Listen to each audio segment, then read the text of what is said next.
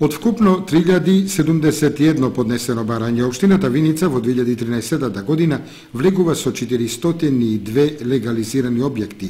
Некаде со околу 11% е завршена постапката за легализација.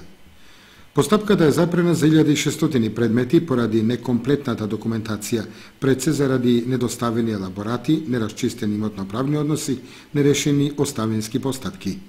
Оние кои се уште ги немаат доставено своите елаборати, тоа ќе може да го направат во следниве 17 месеци, бидејќи крајниот рок е до јуни 2014 година.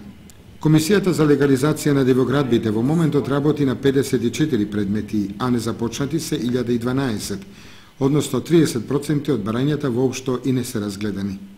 Со оглед дека бесправните објекти се третираат по двата закона, се наидува на ситуација многу од предметите кои биле поднесени како барање за утврдување на правен статус на бесправен објект по законот за постапување со бесправно изградени објекти, да се поклопат со предметите кои се поднесени со барање за потврдување на помошен објект, оранжерија или објект за примерна обработка на земјоделски производи, кои се третираат по законот за земјоделско земјиште.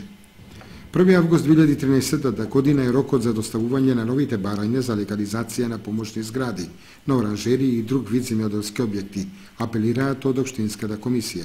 Согласно измените на член 23 од Законот за постапување со бесправно изградените објекти, земјиште, собственост на Република Македонија, на кое во јавната книга за запишување на правата на недвижностите има запишано право на собственост на објект, врз основа на решението за утврдување на правен статус на бесправен објект, по донесување на урбанистичко-планската документација со која е вклопен објектот, доколку истиот претходно не е вклопен, собственикот на објектот може да го откупи во согласно со Законот за градежно земјиште.